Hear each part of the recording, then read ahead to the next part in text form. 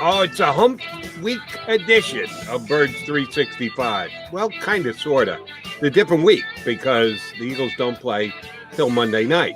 And when they do, it will be against the Dallas Cowboys. So it's Dallas week for what that means. We are your Mac and Mac Birds 365 guys. Mr. McMullen, you look good at the beach. Yeah, I got to get inside to the casino, though, Jody, at some point. You're closer. I got to get, the new James Bond movie is coming out soon, so I got to get at the craps table or something. Really? There's a new Bond one? Usually I'm pretty much on top of that. I did not know. Last one with Daniel Craig. Come on. Big story this morning about James Bond shouldn't be a woman, which is comical to me because, well, the character's a man, so that probably shouldn't. Jeanette Bond, is that where we're going next? If we're going to swing it over, more power to him, but it won't be James Bond because you're right, that's a male character. Speaking of a whole lot of males, they will be playing on Monday night between the Eagles and the Cowboys. And yes, it's Dallas week. Yours truly has been in town now for 31 years. This is my 32nd Eagle season, as a matter of fact. And it didn't take long for me to get indoctrinated to the Cowboy-Eagle rivalry way back when. It is something that has been celebrated and looked forward to year in and year out in this town. And I get it. If you remember the history, and it's history of 20 years ago, Wilbert Montgomery, NFC Championship game, long touchdown run, Birds go to the Super Bowl, hold off the Dallas Cowboys, who had been one of the power brokers in the NFL for the decade previous. Well, then, yeah, this is huge. John, that was 1980. I'll do the math for you. That's 41 years. It's been a long time. Now, Buddy Ryan added some juice to it. Jerry Jones added some juice to it. There have been years where it's been a showdown between top teams. Stopping Emmett twice on 4th and 1 at the old vet was phenomenal. But let's be honest. Over the last, where do you want to draw the line? 5, 10, 15, 20, 25 years. This rivalry is kind of based on history. And it's not most recent history, as a matter of fact.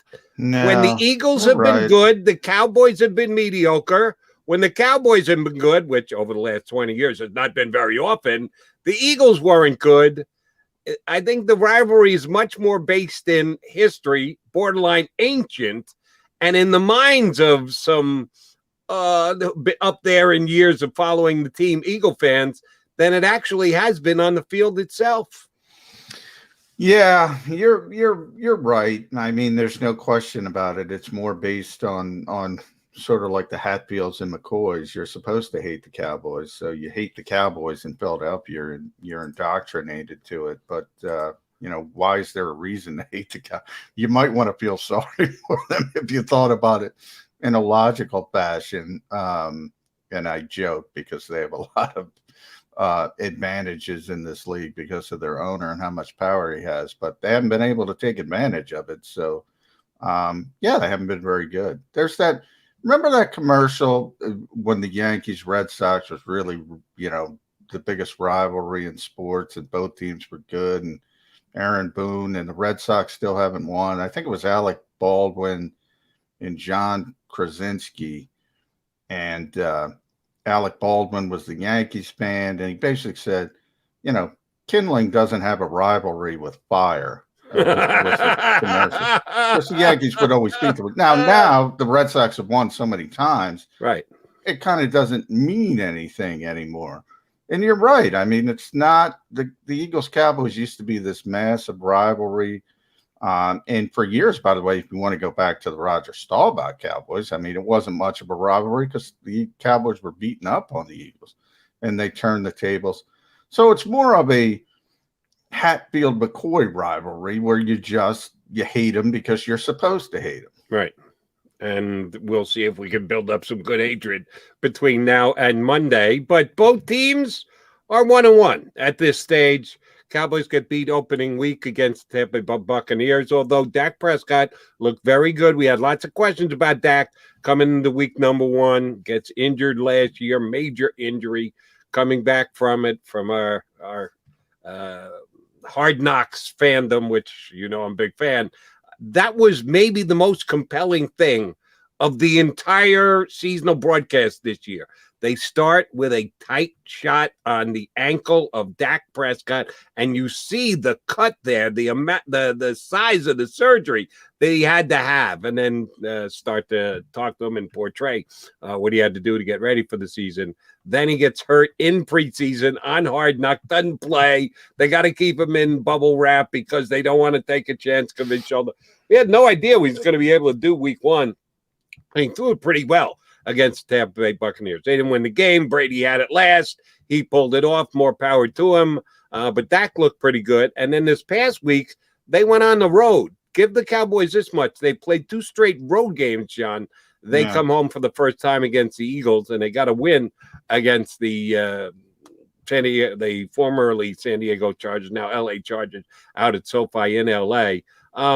Cowboys, I would give them the same kind of grade that I would give the Eagles so far. A passing grade, a better than bad grade, but they didn't wow me coming out 1-1 the same way that the Eagles haven't wowed me with them being 1-1 through 2 games. Yeah, I mean, well, 1-1 is, if you are what your record says you are, it's too small a sample size. I don't know. The Cowboys were pretty impressive sticking in the game with Tampa Bay, I thought.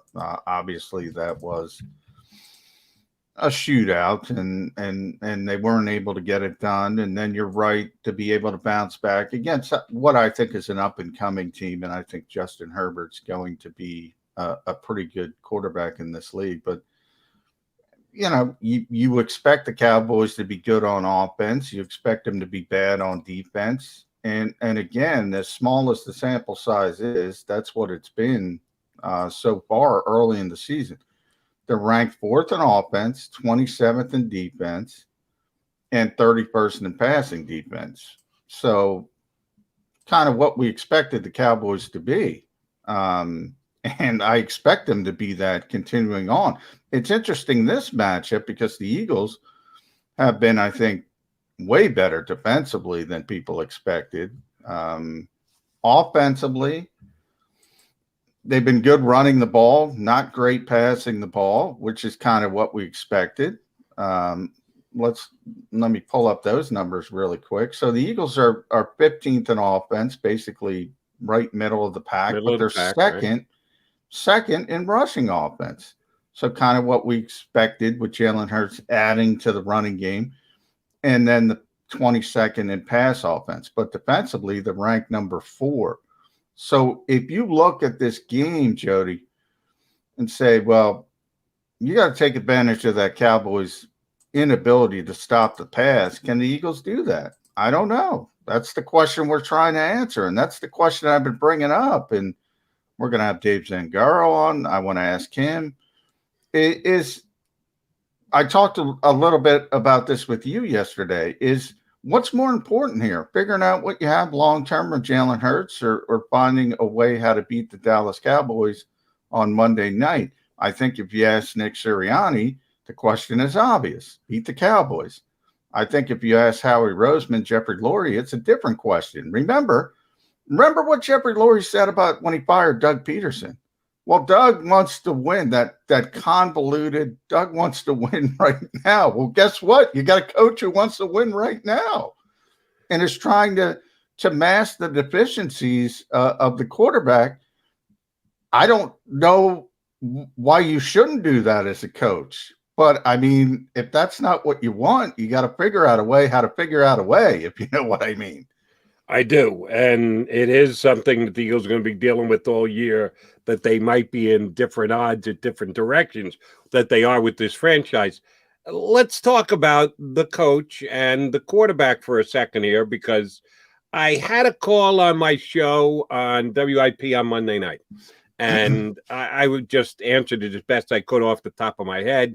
And then I got up and did Birds 365 with you yesterday, but yesterday afternoon I had a chance to go back and rewatch the tape from the game in this one particular aspect. Because what the caller said both befuddled me a little bit and annoyed me at the same time. He said, the Eagles can make their decision now. Jalen Hurts is not the quarterback to take them into the future because he's a running quarterback. And you can't win with a running quarterback in the National Football League. Have we not shown that so far? And I said, yeah, but in watching that game against the 49ers, I thought Jalen Hurts' running was one of the things that kept them in the game. If they didn't have the ability to run the football with their quarterback, that could have been uglier than it was. Oh, yeah, they wouldn't have scored a touchdown. I mean, the big play was the scramble to set up the touchdown, which was, I think, 27 yards. Yeah, I mean, look, you want that delicate balance. Like I always say, Aaron Rodgers is the balance you want. You want to think throw first, but it's nice, and Russell Wilson is probably the better example for Jalen Hurts because he's such an effective runner, but he's always looking to throw it first. He's always looking downfield to make the big play. And, oh, by the way, he's already won. He almost won 2. So that kind of you can win this way. It's interesting. We were talking before we got on air about some of Tom Brady's comments about how the game has changed. It's also made it easier for running quarterbacks because they're not in danger like they were in days of yore, where if you took off and run, you might get your head knocked off. Defensive players are going to get flagged for anything that looks violent. So it makes it a little easier from that perspective. That's the way the league's going.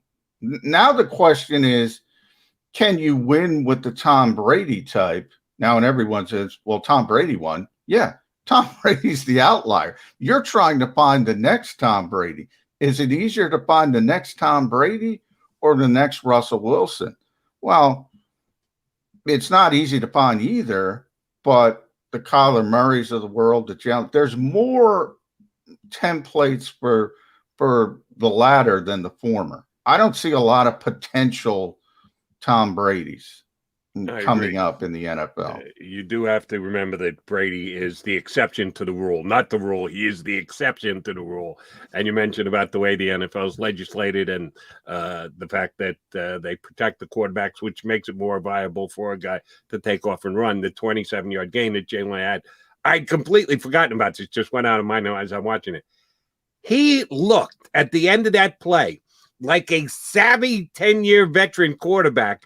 He gets 27 yards. He steps out of bounds. He comes to a dead halt. He sucks the defenseman into hitting him, and they throw the 15-yard flag on top of it. So the 27-yard run became a 40-yard run. That was a bad call from San Francisco's perspective. I mean, that's a perfect example of the defender's conundrum and the fact that, okay, Jalen keeps going and going and going. He's not going out of bounds. So I, as a defender, have to tackle him. He's a runner. He's not a quarterback. In theory, he shouldn't have the quarterback protection.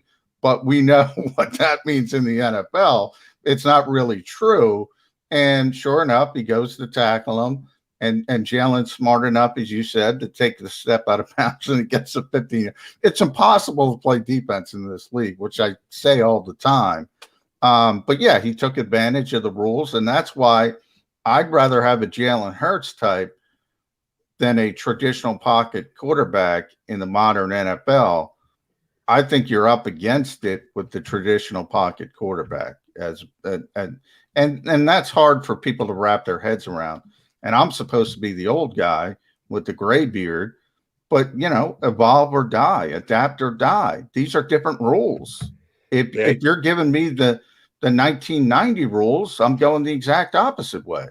But that's not what we have today. They do protect the quarterback in the pocket, too. So it's not like if you're a pocket quarterback, you got no chance to achieve. I don't believe that. But there seem to be more youthful, running, athletic quarterbacks coming into the league than they have. And as you say, Russell Wilson already has a Super Bowl trophy, and he was damn close to getting a second one, except for in a pocket quarterback type play, decided to try and sing the ball into the end zone that was a little ill-advised, and that Belichick guy got another one. Here was where I was going with that Jalen thing that the caller said they can't win because a running quarterback, he's just too old school for either you or I. I went back and looked at the 9 plays that Jalen ran the football. Sunday against San Francisco. And when I was answering it on the air, I was just doing it off my top of my head. I said, be truthful. You haven't watched the game. I thought there was maybe one play where he dropped back and he just gave up on the pass potential like that too quickly. And I went back and rewatched it, and there was one, like I said, as many times as he dropped back, there was one where I thought, all right, maybe he needed to give it another beat. Maybe there was going to be, it looked like he did the one read, not there, I'm taking off the type thing. Which, oh, by the way, he rushed for 12 yards in the first down. It wasn't like he panicked, he went into run mode, and he got tackled behind the line of scrimmage. No, he got a first down. He got 12 yards on the play. The other 9 times he ran the ball, he should have run the ball. There's not even a debate on it. 4 or 5 or more RPOs, which were designed for him to run the football anyway, and the other ones flushed out of the pocket, designed runs. I don't know where people get off going, yeah, you know, Jalen Hurts, he panics that he gets too caught up in the running game. No, he doesn't. He waits. He makes the play that he has to make. And, oh, by the way, he's second rushing quarterback in the National Football League behind only Lamar Jackson. I think it's been a strength for him here in the first 2 games of the season. Well, they're as I said, they're ranked second in the NFL in rushing offense. The quarterback, they average 162 yards a game rushing. The quarterback averages 72 of that. So it's been a strength so far. I don't think it's going to, I would say if you're concerned about Jalen Hurts, there was the one play where sort of rolling out left and he had Dallas Goedert in the flat and he held the football and he didn't get it out on time. And he tried to get an ill-conceived pass to, I think it was Devontae Smith down the field, who didn't win on his route, instead of just taking what was there. The on-time stuff, Nick Sirianni's already talked about that. He's a tick late on some of those intermediate throws, whether he's not confident doing it, whether he doesn't see it. That's my biggest concern with Jalen Hurts. I think it's the head coach's biggest concern, to be honest. I'm not concerned about his running ability. His running ability is the strongest part of this offense right now, to be honest. And it's not close, by the way. What I'd really like to know, and only those in the inner circle know, how many of those routes are really in their game plan every single week? If he's a tick second on the intermediate route, I'll believe it when the coach says that. But how many is he actually being given a choice to make a decision on? That are they running it? Is it the 4th choice on every single read and progression, the intermediary? Because they certainly they don't get to the 4th progression in this offense. So it's not the 4th progression. In this particular one, and I'll try to find it. In this particular one, he was the designed receiver, Dallas Goedert. He just didn't throw the ball for whatever reason. And he was wide open. I mean, wide open. I think he wanted more. He got a little bit greedy, and he was looking to the second level. So he was sort of cutting the field in half, which we talk about. He had a high and a low read. He was trying to get the football to the high read, which was not open. The low read was wide open, and he didn't pull the trigger. That kind of stuff is more of a concern for me than the running. The running is just, as I said, he makes things more difficult for the defense. And if you're saying, how do we stop the Philadelphia Eagles? You can talk about the potential of Devontae Smith. You can talk about the tight ends. You can talk about Miles Sanders. Right now, the most difficult part of stopping the Eagles' offense is Jalen Hurts' legs. That's what you can't account for. And I hope they continue to do that. I'm not sure that the Dallas Cowboys are a defense that can, even if they decide that is their primary goal, I'm not sure that they've got the kind of players, specifically linebackers and safeties, that can take away Jalen Hurts' ability to run. Yes, the matchup versus the Cowboys is what we're talking about here this morning on Birds 365. Even though they don't play till Monday, we've got to turn the page. We'll do that with our first guest. Dave Zangaro from NBC Sports Philadelphia is scheduled to join us next here on Birds 365. Go for the midnight dares. Go for the memories. Go to get your spin on. Go to get your spa on. Go for the bubbles in your bathtub and in your drink. Go for the stakes and the steak. Go for him. Go for her. Go for the win. Go to Ocean Casino Resort. Book your trip at theoceanac.com. At Stateside Vodka, every new customer gets the world's best rocks glass. Free. What's that? A rocks glass? You're telling me that bottle is cut in half? You could say that. Holy shit. The glass is for cocktails, right? It's for this, this, this, and that. Is the length of the glass equal to your... You betcha. But is it made out of... Glass? Yeah, okay, but is the rip... Smooth? Will you stop doing... That? I'm the professional here. And you're telling me I can get one of these glasses for free? That's right. One free rocks glass per customer with each first-time purchase of Stateside Vodka. All from the company that's highly awarded. 0 carbs, 0 sugar, and deliciously tasting vodka. So good, it just disappears.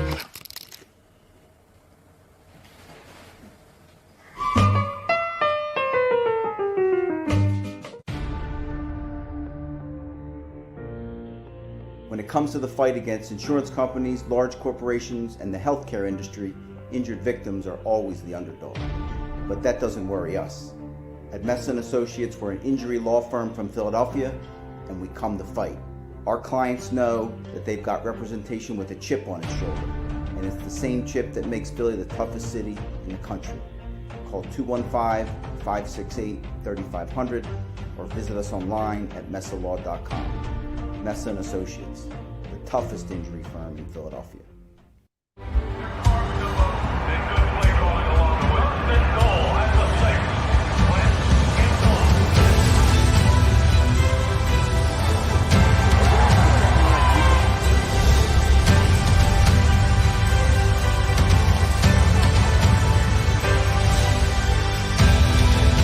Field of life, First Trust Bank is there for you.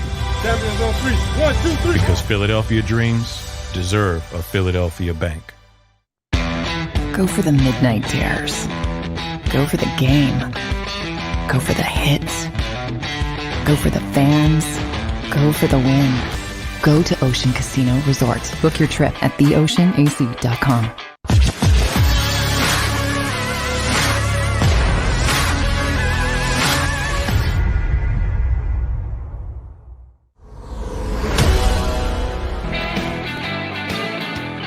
Mac and Mac guys on Birds 365. It's Dallas week.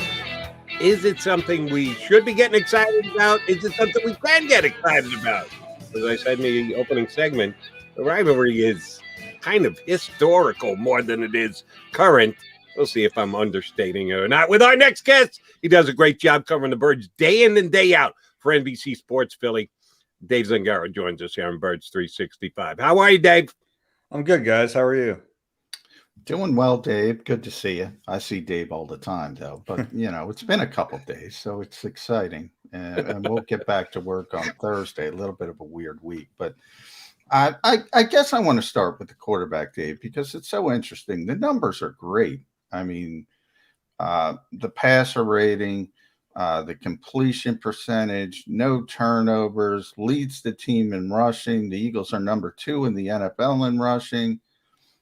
All of these things look phenomenal. Pro Football Focus, if you want to go for the advanced stuff, has Jalen Hurts, I think, number 2. Then I look at those pass charts from Next Gen Stats. They look like they're sponsored by Dunkin' Donuts. There's a big hole in the middle of the field. My question to you, Dave, is Nick Ciriani protecting Jalen Hurts? And if he is that what the Eagles really want? Because isn't this season about finding out what you have in Jalen Hurts? Yeah, it's interesting. And you're right. I mean, those charts are pretty shocking. Everything outside the hash marks, really. And you can find reasons in the individual games. And Ciriani kind of talked about it a little bit saying it was matchup driven. And you can see a little bit of that, I guess, if you look, especially in last week's game against the 49ers, when you have Fred Warner in the middle of the field, probably wise to avoid it a little bit. Maybe not to that extent, not throw anything in the middle of the field. Look, the one thing I want to see with Jalen Hurts is I want to see him throw with anticipation and lead his receivers, and a lot of that stuff is in the middle of the field. So whether it's hitting a guy up the seam or it's a crosser, I want to see some of it, and I think we're going to have to eventually, because other NFL teams see those charts too, and they're going to start taking it away. In the 49ers game, it made sense because you have Fred Warner in the middle of the field, you have banged-up cornerbacks on the outside, so I'd probably try to attack those spots too. It can't continue like that because defenses see it, and they're going to start clamping down. So the next step is going to be, he's going to have to throw in the middle of the field at times. But look, I don't want to take away from what he's done so far. He's had a pretty decent start to this season. There were a few missed throws for sure in the last game. And if he hits one of those deep balls, it might be a different game. So you can look at it one of two ways. You can say, he missed a couple of deep balls and it happens. Or you can say one of those deep balls, if he hits it, especially the Devontae Smith one, he throws that a second earlier. That's a touchdown. That game might flip. So there's been encouraging signs from Jalen Hurts. We need to see more. Dave, John just conjectured that it's play calling. It's the decision on the coaching staff, what is or isn't the priority on every snap of the game, and they are making a decision to not use the middle of the field, which is probably accurate. But let me give you a second possibility that Eagle fans aren't going to want to hear, but middle of the field a lot of times is tight end territory. And Eagles have two guys who have proven in their NFL career that they can get open, they can make the catch, they can get positive yardage in both Zach Ertz and Dallas Goedert. Between the two of them, 3 catches last week with no breakaway catches, no game-breaking type catches. And over the course of the first 2 games, neither one of them has really stood out. Is it the fact that the Eagles are not looking to get the ball to the tight ends, or the tight ends not getting open the way that they have in years gone by?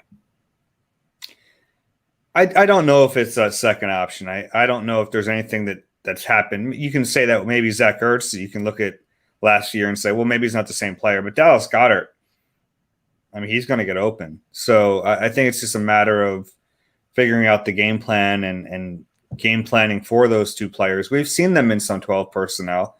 They're going to be forced into it. We've joked about that before, that, of course they're going to have to be in 12 because they have 2 really good tight ends.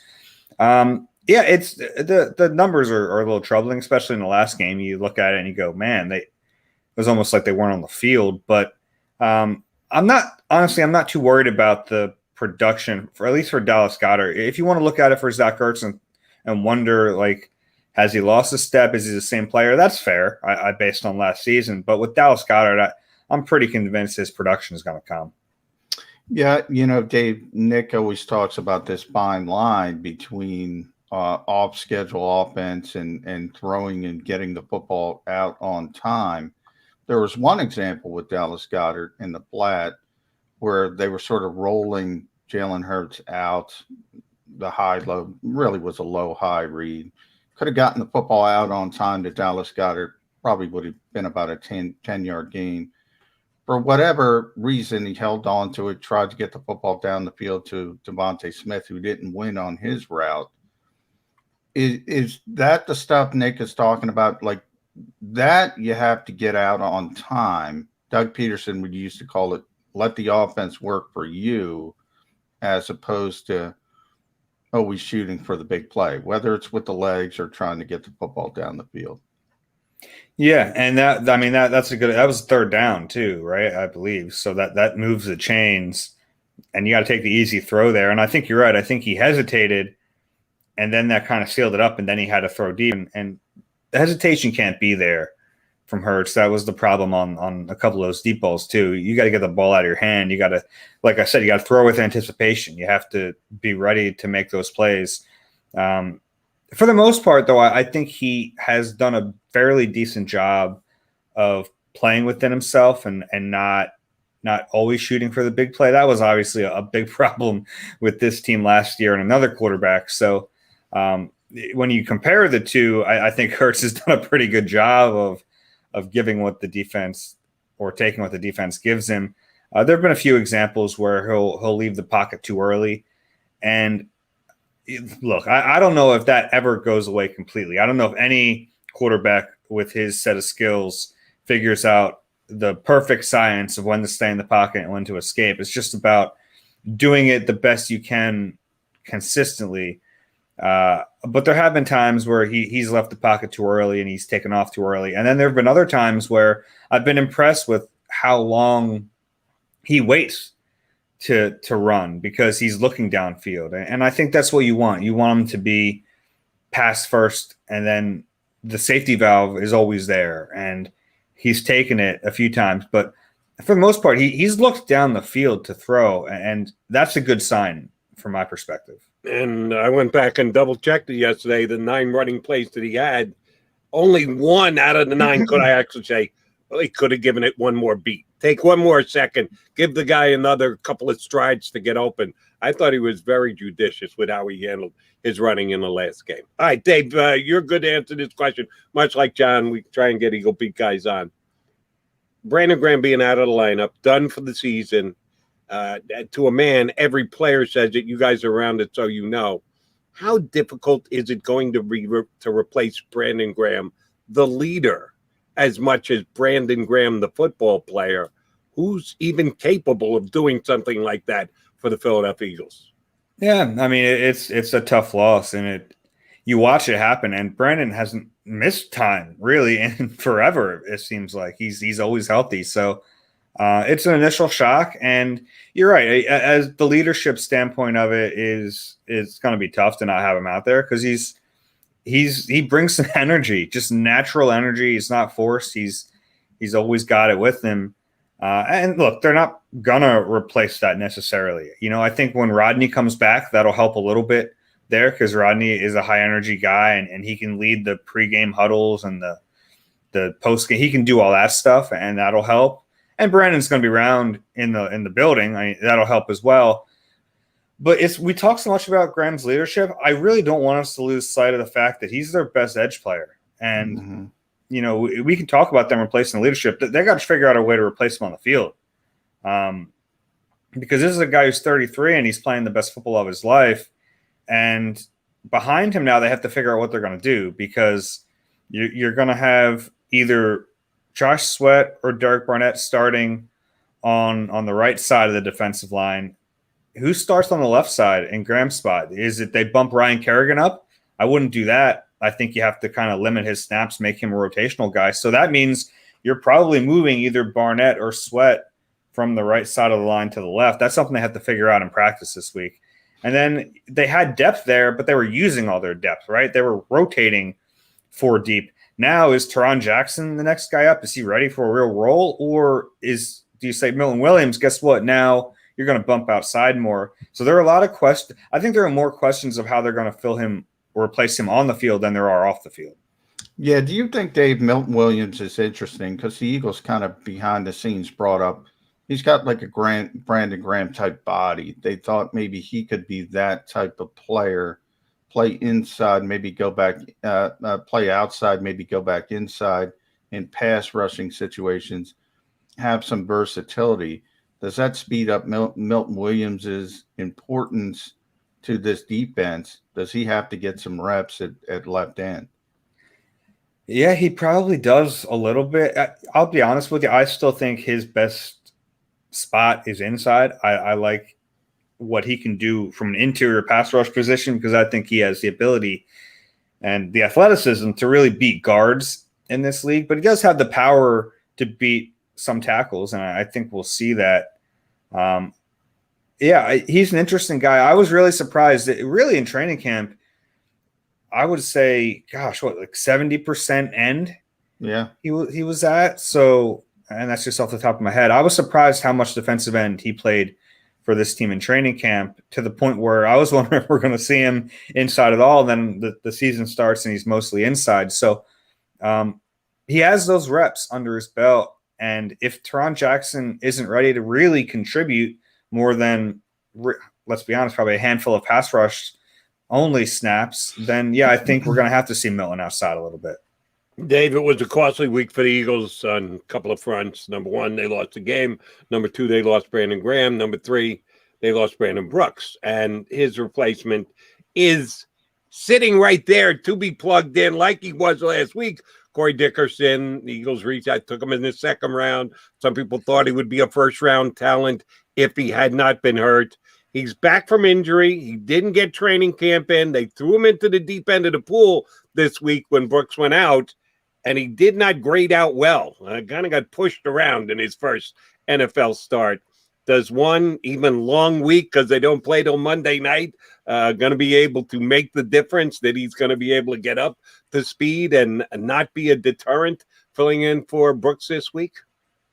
Yeah, look, you're replacing Brandon Brooks, who's one of the best guards in the league when healthy, so it's not an easy task. And Landon Dickerson, you're right, he didn't have a very good debut. It was rough. But, honestly, I went back and watched, and it wasn't as bad as I thought from first watch. Sure, he gave up some ground in pass rush situations, but there were some when Nick Ciriani said he was encouraged, I kind of tilted my head a little bit, but I went back and watched, and I see what he was saying. There was some good, and he's just so athletic, and I think that with a week of practice, he'll be much better in that spot, especially a week of practice next to Lane Johnson, next to Jason Kelsey. You have to remember, too, he's missed a lot of time. He hasn't played real game action since the SEC championship game. He missed all the training camp. He's been in practice now for a couple weeks. So I don't think it's necessarily shocking that he struggled a little bit in his NFL debut. Nick Sirianni said they're leaving it open. I couldn't imagine them going with Nate Herbig. If there was ever a spot to go with Nate Herbig, it would have been in that game when you could have cited all those reasons I said. But now that you have a full week of preparation and you know that Brandon Brooks is out, yeah, this is going to be fun to watch how Landon Dickerson responds.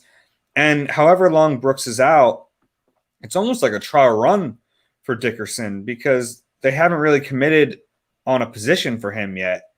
He can play center. He that was his first reps when he got back to practice. He was snapping the ball, and he can play guard. He probably has more of the body build of a guard. So over the next month or so, let's see how he does at the guard position, and it might give us a hint of where they want to play him in the future. Yeah, that was my question, Dave, because Landon's first full practice was last week. I mean, that was the first time he practiced in full, and all of a sudden the worst case scenario happens for the Eagles. He's got to be thrown into the deep end of the pool. As you mentioned, he tore his ACL, I think it was December 19th. So we're right at that 9-month period. Probably would have been the more prudent way in that game to go with Nate Herbig. So with a week to think about it, Jeff Stoutland, you don't think there's any chance they slow things down to Landon Dickerson? Look, we know he's the future, but for this potential, let's get him a couple weeks of practice, full practice. Let's slow him down a little bit. We saw what Nate Herbig could do.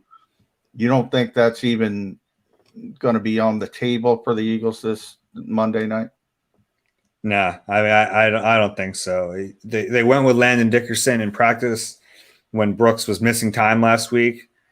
And like I said, if they were going to go with Herbig, the time to do it would have been in that game. I think the way they're viewing it from a few different lenses. One, I think it's probably fair to say Dickerson, even though he's raw and he doesn't have the experience, is probably just a better player than Nate Herbig. And that's not a shot at Herbig. I mean, he is what he is, and he's worked really hard to improve, but Dickerson's better, right? He better be better. And the other part is that this season is all about development, and it's all about, trying to win now, of course, but developing for the future. So I just can't see them missing this opportunity to get Dickerson valuable playing time, not just for him, but for the team to evaluate him. So, I'd be pretty shocked if Herbig's out there. Dave, I'm going to make you reach into your magic bag of tricks for your sources. And if not, I'm going to ask you to lend an opinion. John just stated, he said it with me before you came on, said it again since you joined us. Eagles second in the National Football League in rushing. after 2 weeks. They trailed the Baltimore Ravens. So what's the common denominator there? A quarterback who can run. You want to lead the league in rushing? Get yourself a Lamar Jackson or a Jalen Hurts. You lead the league in rushing. However, we found out after the fact when the Super Bowl winning coach was let go that he used to have to be called into meetings with the owner after the fact. And the oftentimes conversation was, why don't we throw the football more? How are we not throwing the football more? The NFL's all about throwing the football. Doug, what are you calling? Has the new coach had that conversation yet 2 games in? Because they're running the football effectively, but if you're running it, you're not throwing it. And at least reportedly, the owner likes to throw the ball all over the lot. How do you think Nick Sirianni's conferences are going, gatherings are going with his bosses these days?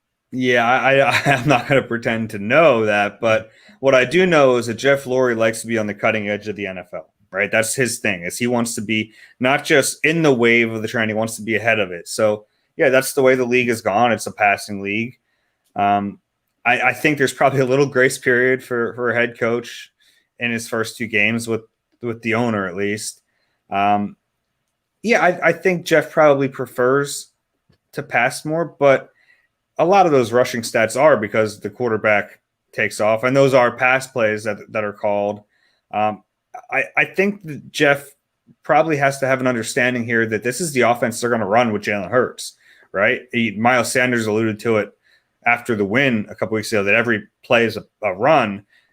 Not necessarily, but there are options on these plays, and that's the way this is designed. We're going to see a lot of, plays that can be checked to runs, and we're going to see it. If they want Jalen Hurts to play to his max potential, I think this is the type of offense you're going to need. And if Lurie doesn't understand that, then they're going to have to get a new quarterback. It's kind of the deal with Jalen Hurts and what he can do. And if it's going to be an option-heavy offense, if it's going to be an RPO-heavy offense, which at times it's going to need to be, then they're going to run the ball. It's the only way to do it.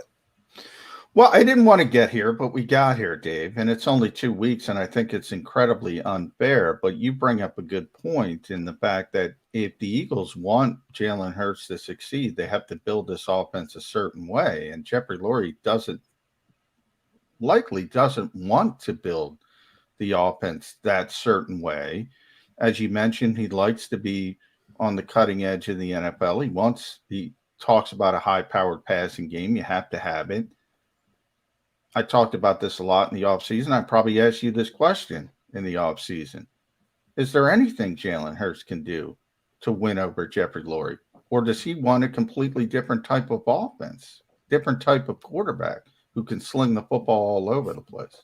Yeah, I will say that as much as we know Jeffrey likes to throw the football, the Eagles did bring in Rich Scangarello last year. If we're looking for hints about the way the franchise might view offense, and that's not necessarily a hire that goes with chucking the ball all over the yard, right? So play action, Kyle Shanahan, yeah. So thank you. So there's a little bit of, I think there's some of that, but if they prove that, if Ciriani has a chance to prove that this offense can win, and Hurts can be a top 10, 12 quarterback in the league with this offense, it's going to make the decision a lot tougher. And maybe ultimately it's always in the back of Jeffrey's mind that this isn't exactly what I want, but winning solves a lot of problems. That's true. If it looks like this can work long term, and that's the key. And we talk so much about this, that this is the year to find out what Jalen Hurts is and if he's the future. And I actually want to get your guys' take on this, because I'm of the belief that there's no guarantee they know at the end of this year. And I've talked to some people who think that they're going to know one way or the other. It's going to be like either he is the guy or he's not the guy.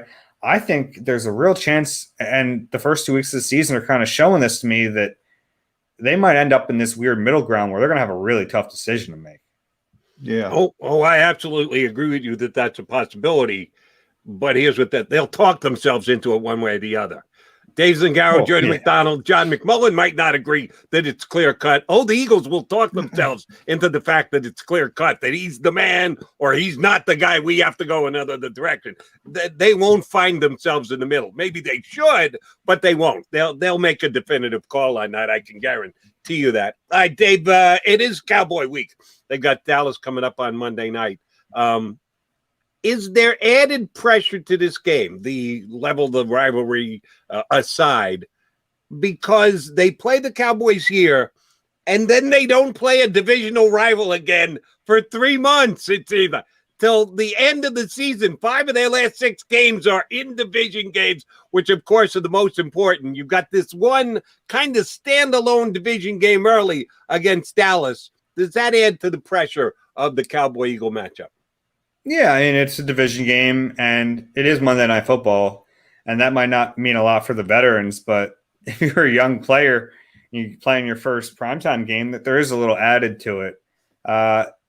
It means more, and it means more for the Eagles coming off a game where they really should have won, and the tough part of the schedule's coming up. I know that they're laser focused, they're 1 week at a time, but they know the games coming are pretty tough. You know, you have some really good teams in the next month or so. So this is a winnable game in Dallas. It's a tough game. Don't get me wrong. It's tough to go down there and win. But, yeah, I think there is added pressure to this game. I don't think there's any way around it. Dave, last one from me, and make sure you read Dave's work at NBC Sports Philadelphia. It does a tremendous job covering this team on a daily basis. You mentioned a couple times, and I agree with you, this season should be about the Eagles finding out what they have in certain players, most notably Jalen Hurts, but you mentioned Landon Dickerson as well. We heard that phrase transition from Jeffrey Lurie. My question to you is, does Nick Sirianni know that? I mean, there's sort of this disconnect. Every head coach in this league, what's Nick Sirianni's job? To win Monday in Dallas. How do you serve those two masters? Yeah, it's inherent for head coaches to they have to try to win the game. So, there's a little bit of that battle. But the good news here is that there aren't many natural battles there between. There's no. If you want to say Nate Herbig should start but you could say Landon Dickerson's a better player, or your developmental quarterback is the starter. So it's not like there aren't many natural battles there where you have to. Well, I guess I would go back to masking the deficiencies of the quarterback. Is that is it more important to scheme up Jalen Hurts from where we started, keeping him away from the middle of the field as an example, or is it more important to figure out what you have in the quarterback, and how do you serve those two masters as the head coach? Yeah, if you're the head coach, you got to scheme it up to try to win the game. So if that means masking deficiencies, or they wouldn't put it that way, they'd put utilizing his strengths, right? That's how they would say the same thing. But head coach has to try to win the game, and he has to try to help the quarterback in whatever way he can. And then but then the scouting side of it, when they do look back at this, they have to be realistic about it and see what they saw. But look, they can't go a whole season without throwing in the middle of the field. So I think a lot of these problems that we're talking about now aren't going to be problems in 2 months. So they can't go a whole season without throwing in the middle of the field. So eventually we're going to find out if Hurts can complete those passes. And I don't think it'll be too big of an issue. You also want to check out the Eagle Eye podcast on NBC Sports Philadelphia for great analysis, great opinion, and at times great hairstyles from Ruben Frank. That's why I tune in more than anything else to see what Ruben's hair is going to look like. As you can see here between me, Dave, and John, there's not much choice. Ruben, it still does fluctuate from podcast to podcast. All right, last thing, Dave. Who did the Eagles have to stop on the ground here? We were talking about Jalen Hurts' ability to make plays. That can take off, but he's not going to do that with the injuries he's had. He's going to either throw the ball away or he's going to get it out on time. No, I'm talking about their two running backs, Tony Pollard, who I watched that Cowboy game after the Eagle game was over the other day, made some big plays. They got Ezekiel Elliott, who's more reputation than he actually is production. Who's the guy who the Eagles are going to have to stop on Sunday carrying the football for Dallas? Pollard's been their better running back for a while now, honestly. It's I still think Zeke has talent. I just don't know how much he has left. They've really run him into the ground down there. And, Pollard's a better player right now. He just is. And it might seem shocking. And that's not to say Zeke can't do some good things still. And he still has the ability out of the backfield and all that. But this is what we see with running backs in this league. They take a huge workload in their first few years, and then they're never the same. And we've seen the decline from Zeke. Getting to watch him 2 times a year, and even from watching him from afar, it's been precipitous. And he's not the same player he once was. That's why what Derrick Henry is doing in Tennessee is remarkable, because he doesn't drop off. He just continues to put up 150, 170-yard games year after year after year after year. Dave, great stuff. We appreciate it greatly whenever you come on, specifically this morning. Thanks, pal. Thanks, guys. Take care. That is Dave Zangaro from NBC Sports Philadelphia. Do check out the Eagle Eye podcast on NBC Sports Philly as well. All right, John McMullen, Jody McDonald. We are known as Mac and Mac. We're known as Birds 365. We're right back at you in just a couple of minutes. Go for the midnight dares. Go for the memories. Go to get your spin on. Go to get your spa on. Go for the bubbles in your bathtub. And in your drink. Go for the steaks. And the steak. Go for him. Go for her. Go for the win. Go to Ocean Casino Resort. Book your trip at theoceanac.com. At Stateside Vodka, every new customer gets the world's best rocks glass. Free. What's that? A rocks glass? You're telling me that bottle is cut in half? You could say that. Holy shit. The glass is for cocktails, right? It's for this, and that. Is the length of the glass equal to your... You betcha. But is it made out of... Glass? Yeah, okay, but is the rib... Smooth? Will you stop doing... That? I'm the professional here. And you're telling me I can get one of these glasses for free? That's right. 1 free rocks glass per customer with each first-time purchase of Stateside Vodka. All from the company that's highly awarded. 0 carbs, 0 sugar, and deliciously tasting vodka. So good, it just disappears.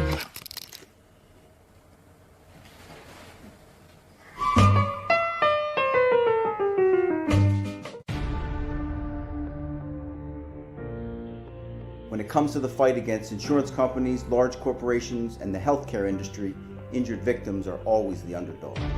But that doesn't worry us. At Messon Associates, we're an injury law firm from Philadelphia, and we come to fight.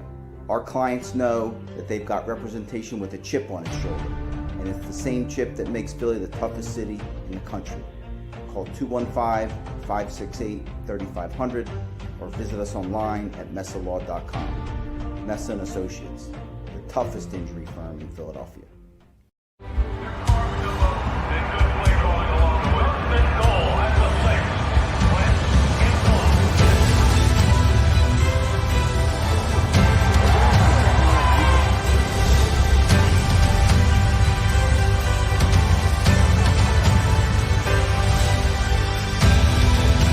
Field of life, First Trust Bank is there for you. Champions on 3. 1, 2, 3. Because Philadelphia dreams deserve a Philadelphia bank. Go for the midnight dares.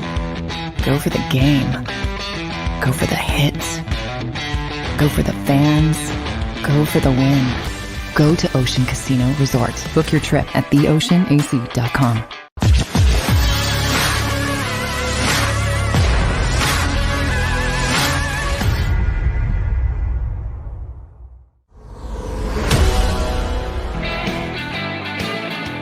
Mac and Mac guys, John McMullen, Jody McDonald here with Young Birds 365.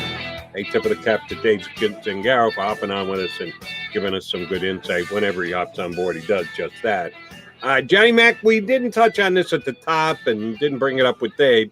The reason for it, the Eagles did some roster juggling yesterday, it's not going to have an impact on this upcoming game against Dallas. Just my belief. Tell me if I'm wrong. If you think Jack Anderson is actually going to step in and get some action against the Cowboys this week, I find that highly unlikely since they just put the claim in for him off Buffalo's practice squad yesterday. But you knew there was going to be some roster juggling with the injuries that the Eagles suffered this past week against San Francisco.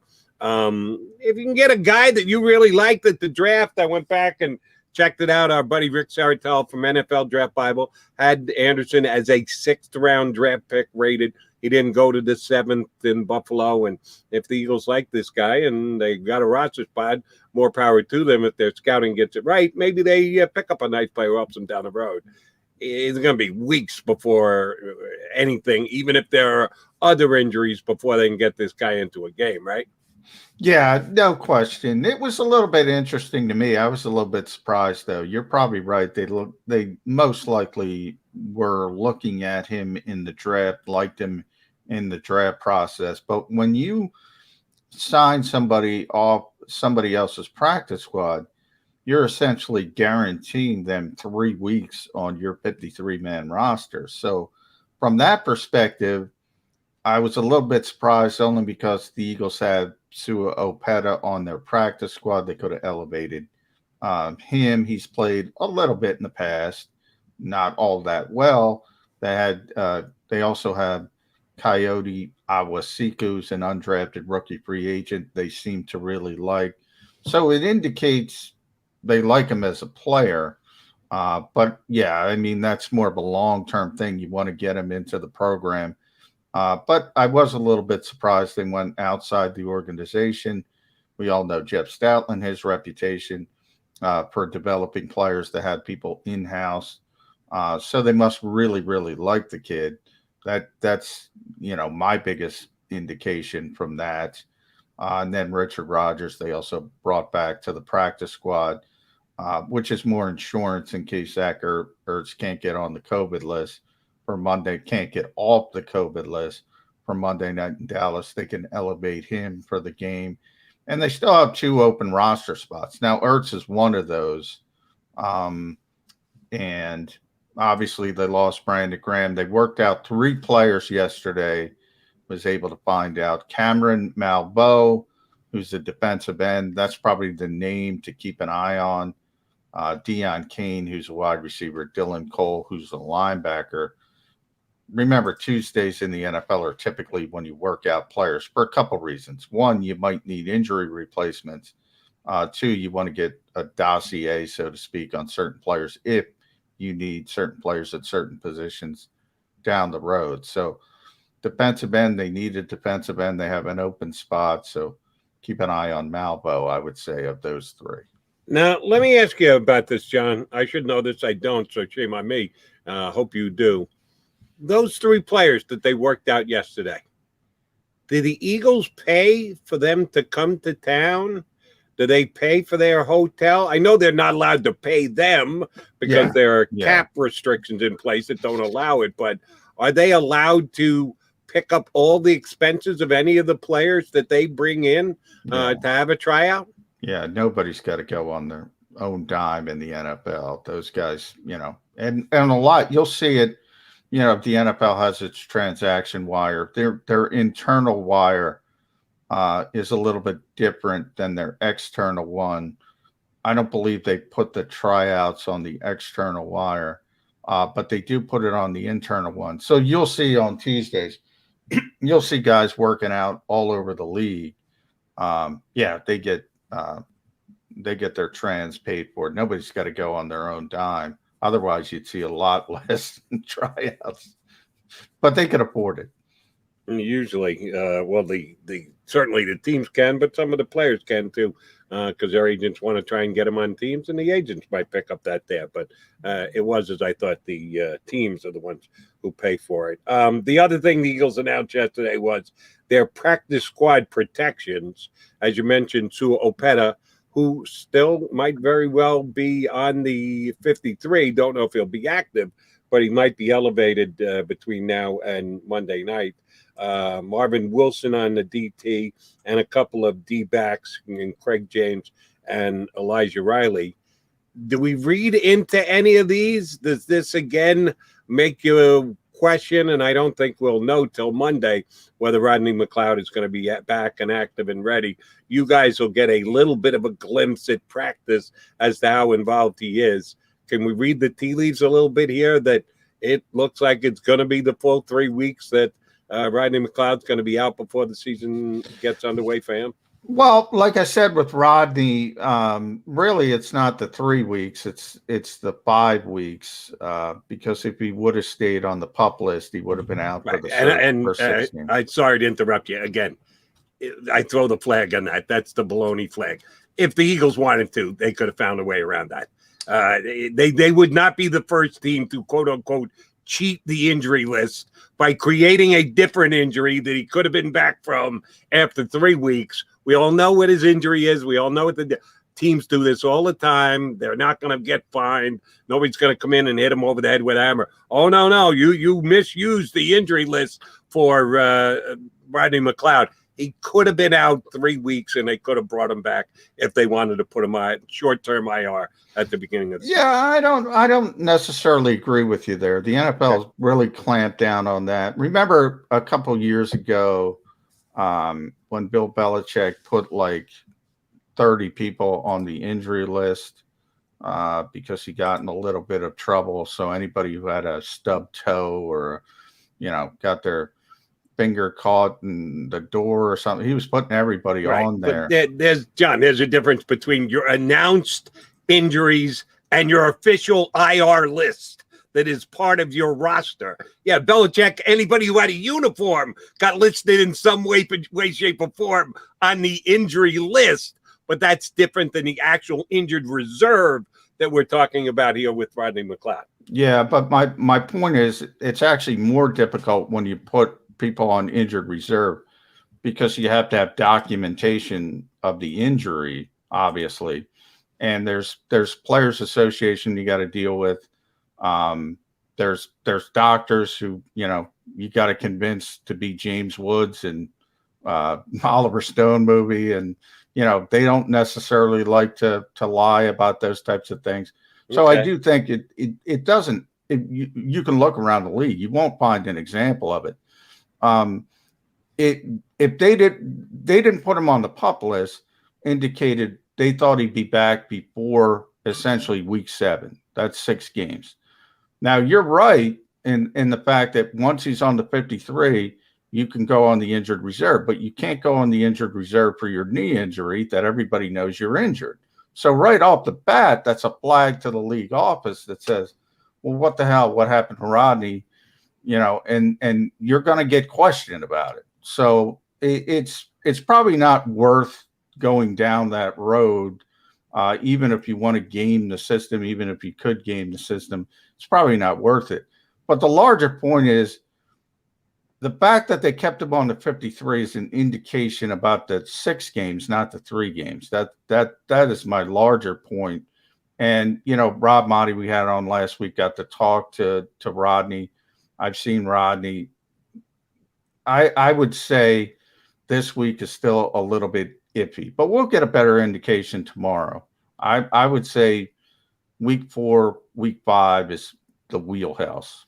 We shall see if they get him back in, and they not only need him for his skills at his safety position, but also a little bit on the leadership front with Brandon Graham going out on the defensive line.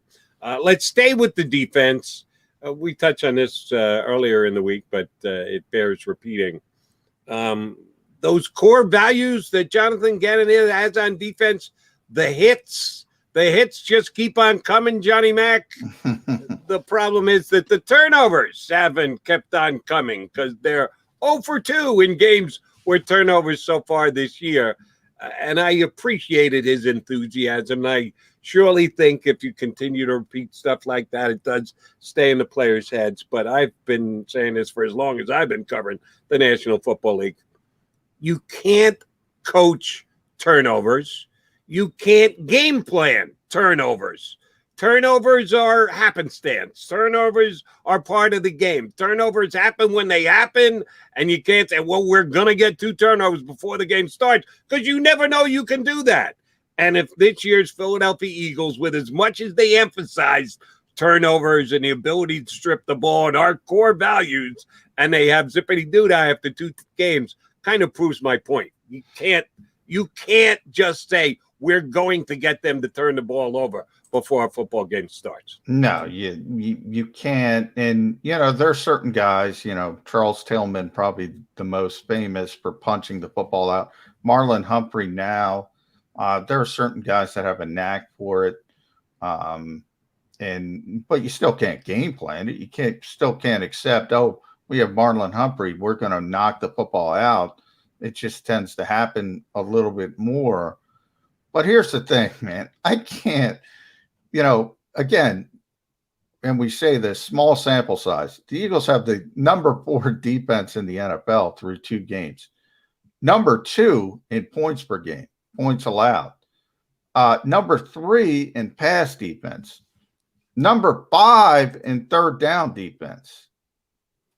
I can't complain about Jonathan Gannon right now. I can't imagine that keeps up either. So at some point, they're going to have to turn the football over, but that's been the Eagles through 2 games. Yeah, they haven't gotten turnovers, but they haven't turned the football over. So they're right smack dab, plus minus is 0, because nothing is going either way. You'd like to get turnovers, but I'd rather have the 4th ranked defense. I'd rather have the 2nd ranked scoring defense. If that was my trade-off, more turnovers, but a worse defense, I'm going to take the better defense. And by the way, man, with that back 7, I'm astonished that they are even understanding the small sample size. I got to give that guy a lot of credit. Agreed. Those numbers kind of jump off the page at you, and give tip of the hat to the Eagle defense, and specifically Jonathan Gannon, for in that small sample size being able to put those numbers up. Would you agree that they're facing the best offense they've faced so far this week against the Dallas Cowboys offense? Oh, by far. Yeah, and that's where we start. I mean, and look what's coming up in Kansas City and Tampa Bay. I mean, those numbers are not going to stay getting into the deeper end of the pool, yeah. Aren't they, John? Yeah. I mean, that's part of it. Atlanta is, they did a better job against Tampa Bay. So you do have to give the Eagles some credit. San Francisco scored a lot of points against Detroit. So both teams they have played, I've struggled with the Eagles defense more than their other opponent. So that part of it's a positive. But yeah, I mean, Dallas has a really good offense, and they probably are coming up. They have 2 teams in the near future that have even better offenses, if anything. So yeah, it's not getting easier in the short term.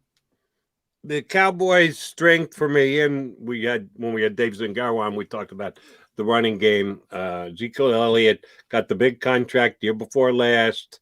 Unfortunately, I think you see that Zeke isn't the player. You're already seeing the tail off of his career. And doesn't it seem like he was just picked out of Ohio State coming out of the draft a couple of years? They age so quickly at the running back spot in the NFL. But Tony Pollard has picked up right where Zach has left off. But the Cowboys' strength is still passing the football. And Amari Cooper and CeeDee Lamb are their top 2 wide receivers.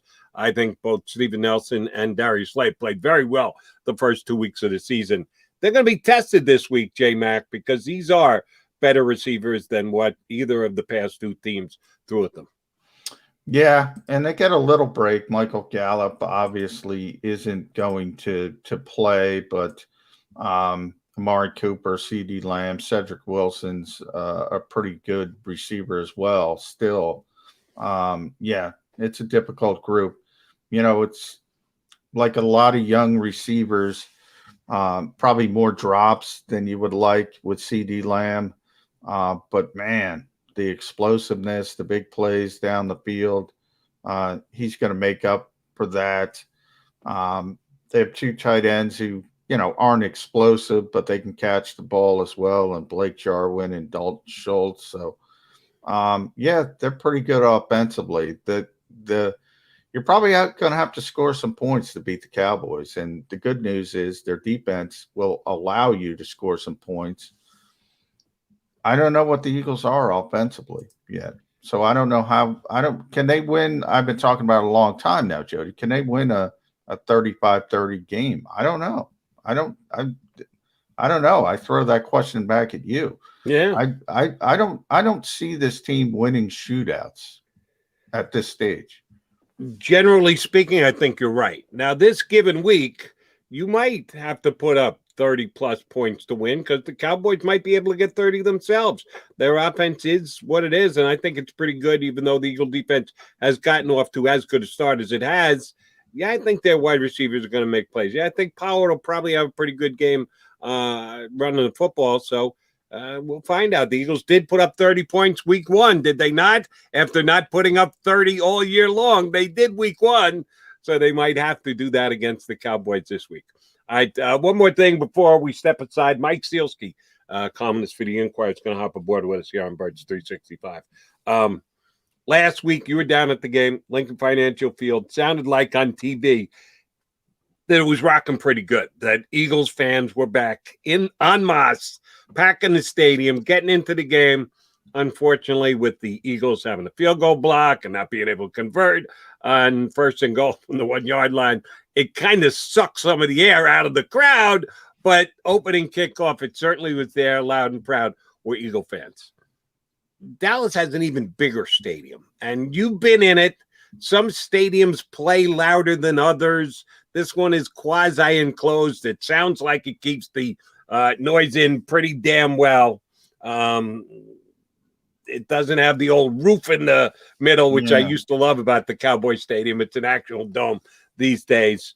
What's it like for an opposing team going into Jerry's Palace in Dallas? I don't think you never hear people talk about Dallas when you talk about great home field advantages. You hear Seattle, most notably, probably number one. Kansas City, you hear Philadelphia, you hear New Orleans, you hear Minnesota. I think it's too big. It's gorgeous. It's beautiful. It's majestic. In a lot of ways, I think it's too big. And I don't think they have the home field advantage that certain other teams have, Eagles being one of them. I just think they went too far with it, and a little more intimateness with people on top of it. That's when it becomes really difficult. And, everybody talks about the indoor stadiums, and I just named two of them, New Orleans, certainly, and Minnesota. But the outdoor ones with Seattle and Kansas City, most notable, I mean, in Philadelphia, I would throw a little bit behind those two, but those places can be intimidating. I don't sense Dallas as being intimidating, but so much of that is tied to the team, Jody. If you're bad, doesn't matter what your home field advantage is, you're bad.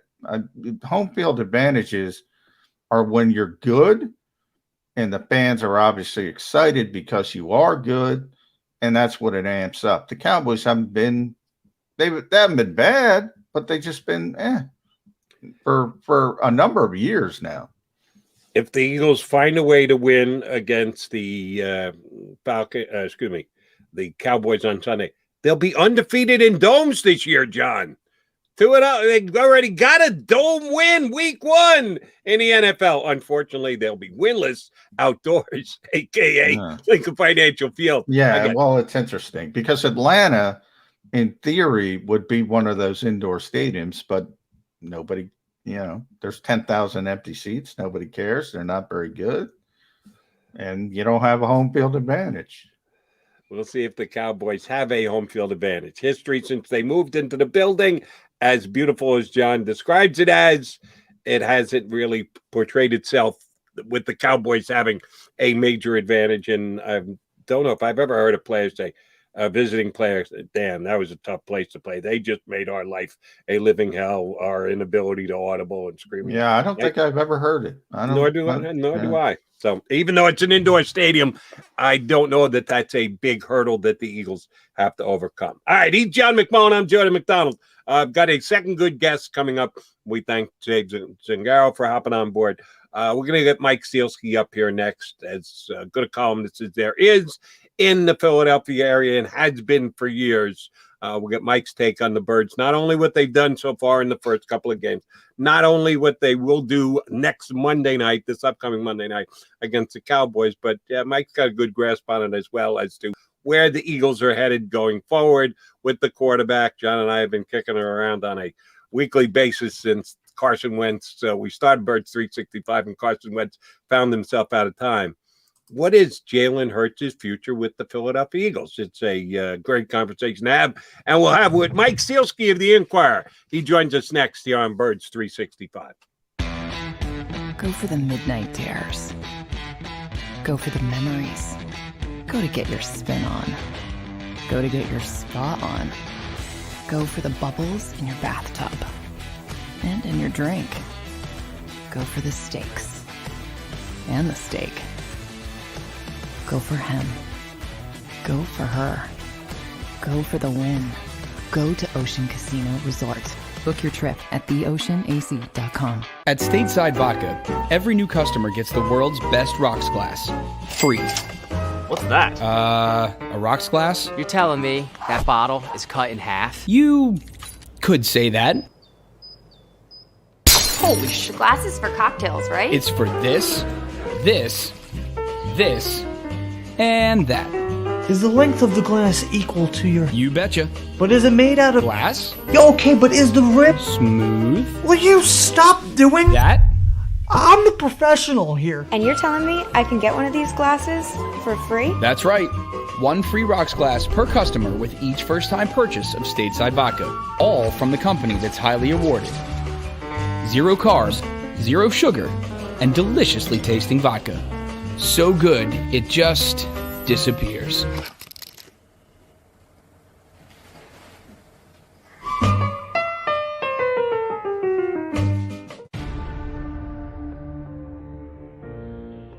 When it comes to the fight against insurance companies, large corporations, and the healthcare industry, injured victims are always the underdog.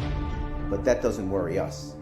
At Messon Associates, we're an injury law firm from Philadelphia, and we come to fight. Our clients know that they've got representation with a chip on its shoulder, and it's the same chip that makes Philly the toughest city in the country. Call 215-568-3500 or visit us online at messalaw.com. Messon Associates, the toughest injury firm in Philadelphia.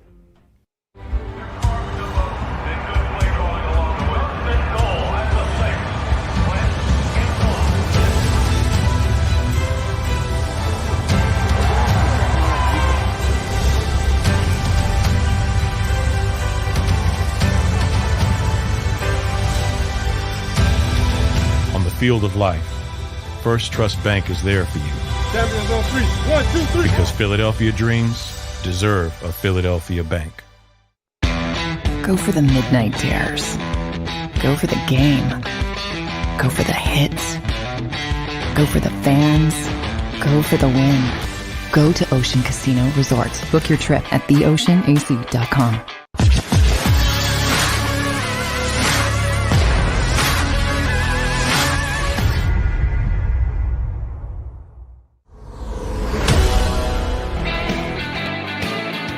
Appreciate you tuning in to Birds 365 here on the JAKIB YouTube channel. Mac and Mac guys, McMullen and McDonald hanging with you. Oh, we've got a special guest joining us. For my money, the #1 columnist here in Philadelphia, opinion generator, and all-around good dude. Mike Sielski here with us on Birds 365. How are you, MS? I'm great after that introduction, Jody. Thanks. Yeah, that was tremendous. Now, Mike, I like when Mike steps in it. Mike stepped in it with the fan base this week when it comes to the Philadelphia Eagles. I love that because I get plenty of crap for that as well. But Nick Ciriani's play calling, obviously, the Philly unspecial, whatever you want to call it. You get a 91-yard splash play that Quez Watkins, you can't finish. I called it pandering. You called it a little bit of arrogance, whatever you want to call it. Rookie mistake. Does he learn from it? Is it a bigger deal than just maybe kind of placating the fans in the moment? I think a little bit of all the above, John. The reason I called the play calling down there arrogant was because it struck me that Sirianni comes from this generation of newer NFL coaches who want to show you how smart they are by scheming their teams into the end zone. It's not enough just to hand the ball off or have a quarterback sneak and have your offensive line take care of matters. You have to show that you got your team the touchdown. And it's a style that anybody who's been around the Eagles for a while knows Jeffrey Lurie and Howie Roseman really like too, right? So the pandering question, while the idea of calling the Philly special was kind of, I think, pandering to the fans and a little insecurity on Nick's part, I do also think that that's kind of an inherently arrogant approach to take in calling plays. And I think that, will he learn from it? I hope he does. He seems like so far the kind of coach who would learn from his mistakes. So let's see. But yeah, I think it's going to be costly. I mean, they had a chance to go 2-0, and they probably certainly could have and should have gone 2-0 and beating the 49ers. And that sequence cost them a game. So does it hurt Sirianni in the long run? Not if he learns from it, which I think he will. Does it hurt the Eagles in the short run? Yeah, it does. It cost them a victory. And in this division, that could be the difference between, maybe winning the division and losing it. And here's why the not so Philly special bothered me more so than John's slant of pandering, your slant of arrogance. The play sucked. There was one option. You give it to Greg Ward. You've got a quarterback / running back trying to become a wide receiver, which he's never done before. And he's the only guy who runs a lousy pattern. And there's no other option on the play. There's no receiver sneaking into the back just in case if you got to throw the ball away, which, by the way, Greg Ward, well, if you watch the show, he's my guy who's done nothing so far this year. At least pull it down and run. Wilt Chamberlain couldn't have caught the pass that he tried to throw to Jalen Hurts. That bothers me more than all the other behind-the-scenes thinking. The play itself sucked. It was a bad call. They weren't close, and that bothers me. Nick Sirianni, if you learn anything, don't call that play again because design and everything else was terrible on that play. Yeah, and I'll point this out too, Jody. And John would know this probably better than I did because he's there in the press box tracking every single play. I think that was the first time Greg Ward was on the field in the game. Yeah. John, correct me if I'm wrong, but that's a dead giveaway. Well, I foot, right? It's funny you say that, Mike, because I was sitting next to Bob Groats, unfortunately, in the press box. I saw Greg Ward come on the field. I saw Greg Ward come on the field, look back at the coach, and I said, Bob, Greg Ward's throwing this pass. If I could see it, I think Kyle Shanahan and his coaching staff probably could have seen it. Yeah, and to the point. And to John's point and your point, Jody, about pandering, that was the one thing I wanted to say was if Sirianni was pandering to anybody, yeah, it might have been the fans, but it was probably more to Jeffrey Lurie and Howie Roseman in what he was trying to do at the goal line there. Jimmy Kempski at Philly Voices pointed this out. I said something similar in my column. Just have Jalen Hurts, who is 6'1", 223 pounds, and squats 600 pounds, as we all know if you pay any attention to social media, have him sneak the ball 4 times. Sirianni's excuse after the game that, we were at the 1 yard line and I don't like to sneak from the 1 yard line. I like it to get a little closer. If you gain half a yard on the first sneak, a quarter of a yard on the second sneak, and a quarter of a yard on the third sneak, guess what? You have a touchdown. So Nick, go simple sometimes. It's okay. You don't have to show everybody, including your bosses, how smart you are. Greg Ward, no. Let me go back to that again, because again, he's my guy, and I'm a Greg Ward fan too. I think his story is incredible. I think he's a good dude, but 4th down, throwing the ball, not so much. Right? Yeah, I don't like it. And I did check this, and John would have a better knowledge of it because, like he said, he was there. Maybe distracted by Bob Groats, but he was there just the same. Ward was on the field for 12 offensive snaps on Sunday. That was in the third quarter when they had the late second quarter, late second quarter, Yeah. inadverted. Did he play 10 other snaps in the second half? Was that just to justify the fact that Greg Ward got into that game and that he had tipped his hand that it was going to be a not so special Philly special redux? Because he did actually use Greg Ward a lot in the second half. If up until that point he had no snaps, and he ended up with 12 for the game. Yeah, I don't know. Look, we're spending a lot of time on Greg Ward here, which is, probably more. Like I said, good guy, great story. Yeah. Really helped the Eagles out at the end of 2019 as a slot receiver. But Greg Ward wasn't necessarily the difference in them winning or losing that game, and he's not going to be the difference if things go the way the Eagles hope they're going to go. He's not going to be the difference between them being 8-9 or 9-8 or 7-10 or 10-7, whatever they're going to be.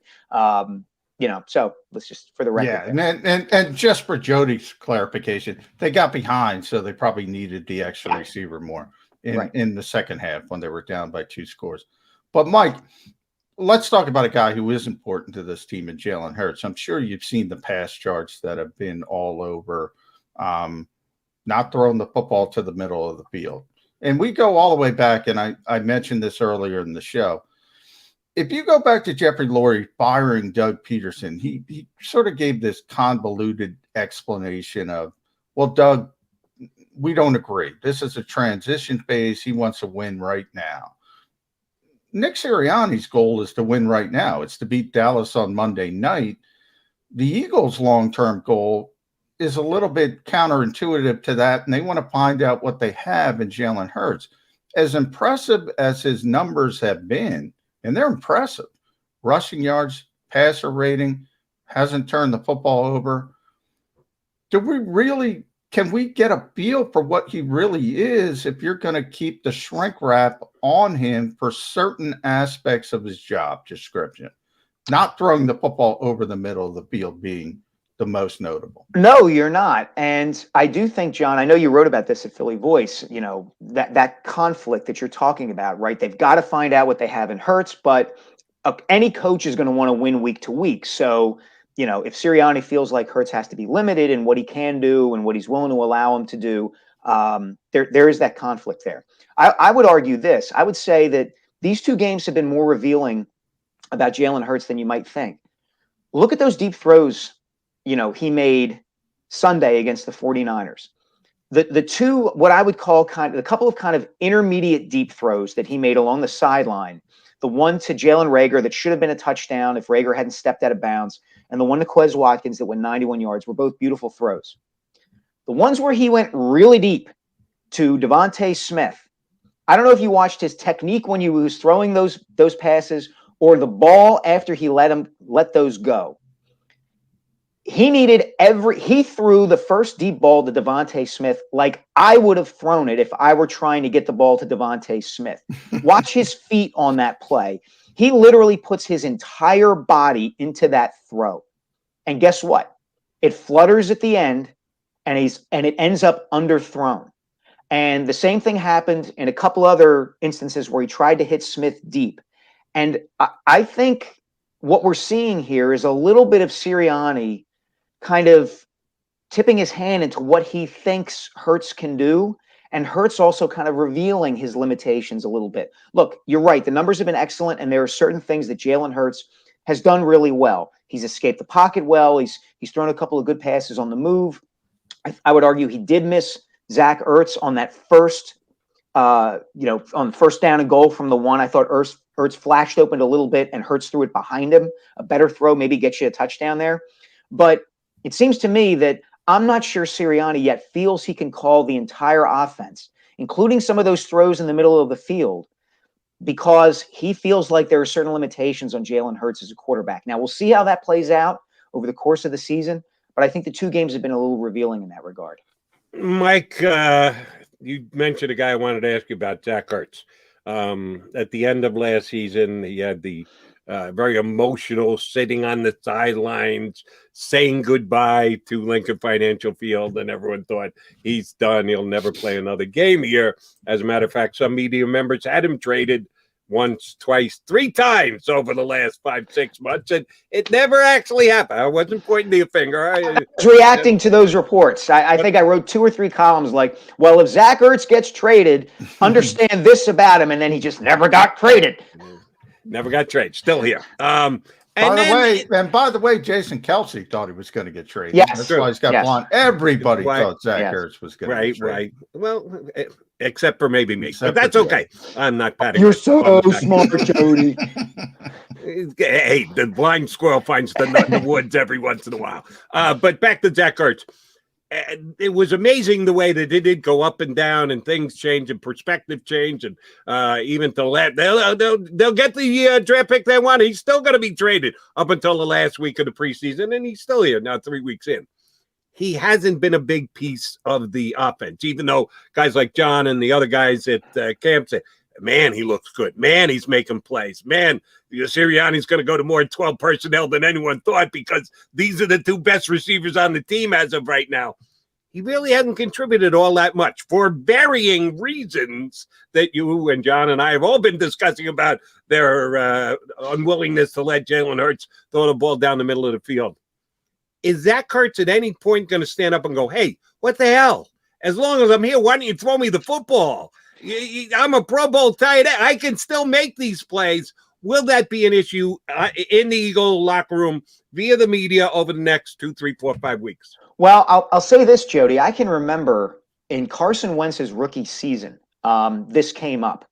And it's ironic that we're talking about it now because it came up after the Eagles lost a game in Dallas, a night game. I forget if it was a Sunday night game, Monday night game, Thursday night game, but they lost in overtime. They blew a 10-point lead, lost in overtime.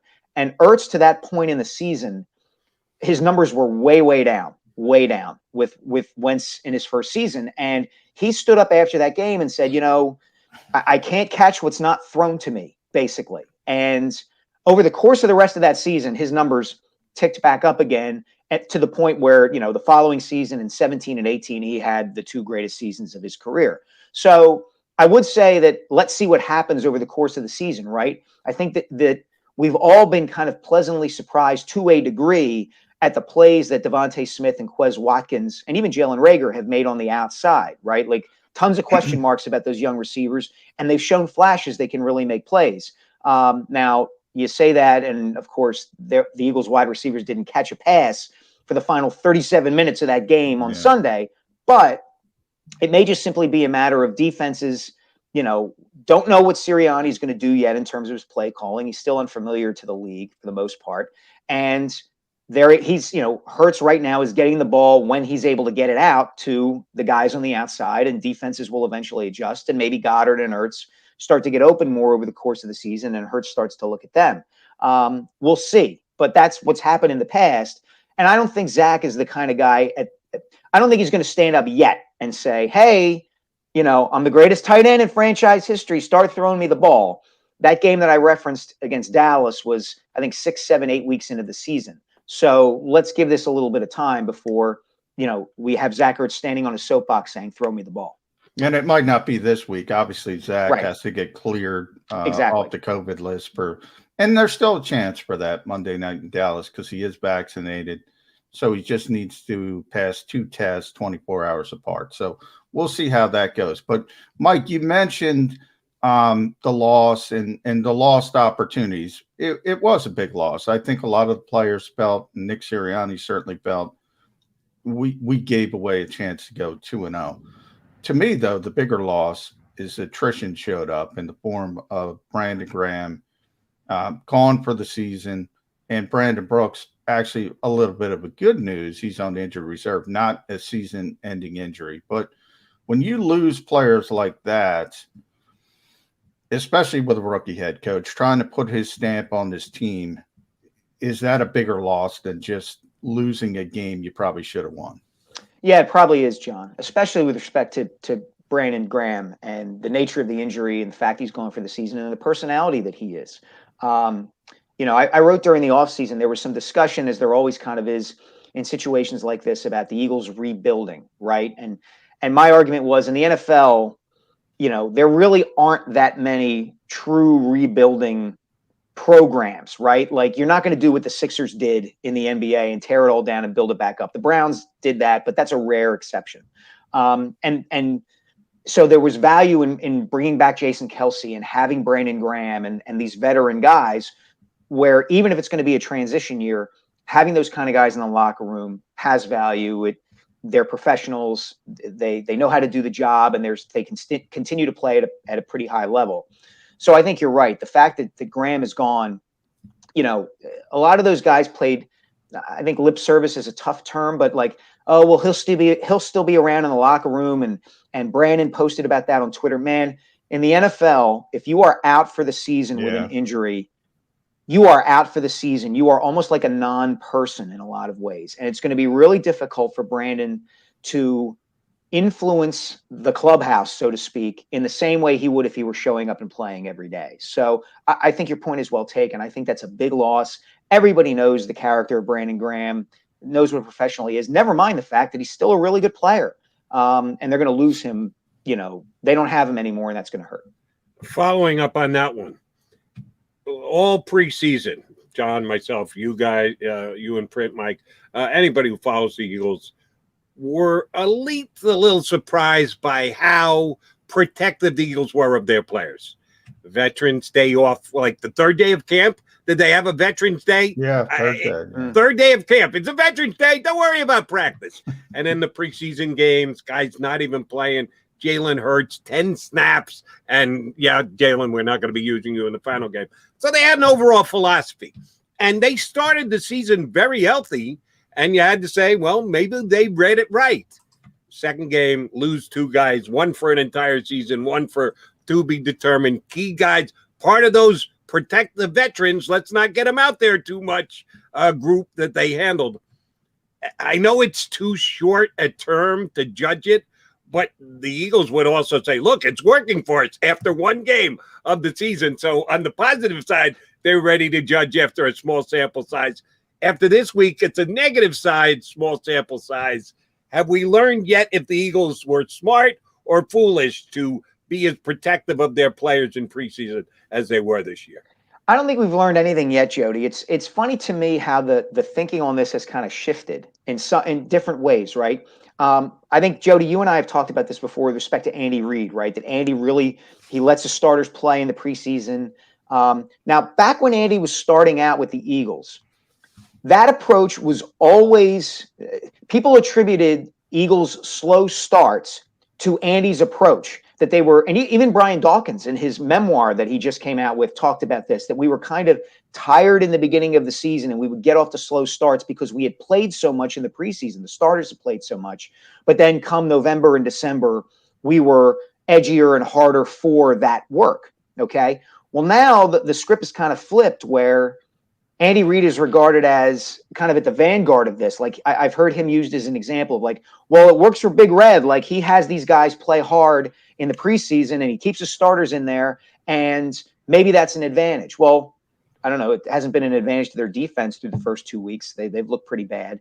And the other thing that's flipped is, if anything, Andy's the one kind of exploiting the market efficiency here. It's become so common for teams to hold their starters back in the preseason now that, are the Eagles at any disadvantage by holding theirs back too? They're just doing what everybody else is doing. And so I haven't seen a study or a report or anything that suggests, well, the teams that leave their starters in longer during the preseason don't suffer as many injuries, or the ones that don't play their starters at all suffer more injuries. I don't know the data behind that. So at this point, I just say bad luck that Brandon Graham tore his Achilles. Brandon Brooks already with 2 torn Achilles, already with, a bit of an injury history, suffered another injury. That's kind of, I would just chalk it up to football for now. You brought, piqued my interest there with Mike. The Eagles do what everybody else does. And anybody who's been around Jeffrey Lurie knows he's obsessed with being on the cutting edge of the NFL. But I kind of agree with you. I think he's more in the groupthink camp. Oh, this is the way the industry is going. Let's do this. Mm-hmm. And if you go the way everybody's going, well, that means you got to be the best of everybody else. Whereas I think the brilliance of Bill Belichick, to a lesser degree, Andy Reid, they're willing to throw the curveballs. Oh, you're going to do that. I'm going to do this. You're going to zig. I'm going to zag. Am I overstating that, or do you think Jeffrey Lurie's a little bit overrated in the fact that he wants to be innovative, but innovation isn't following the leader? No, I think you're 100% right, John. I mean, look, Lurie's whole posture about football is points, lead. You know, the league is all about throwing the ball. The league is all about points. You've got to score. You've got to score. Well, that's common thought throughout the league. I actually wrote a column about this after the Eagles fired Doug back in January. I wrote the column back in January, February, that if the Eagles really wanted to be innovative, right? The analogy I used was if the NBA increased the size of the basket to the point that even Ben Simmons could make a three-pointer, okay? Then you wouldn't, if you were a smart NBA team, you wouldn't go out and sign a bunch of guys who played like Steph Curry.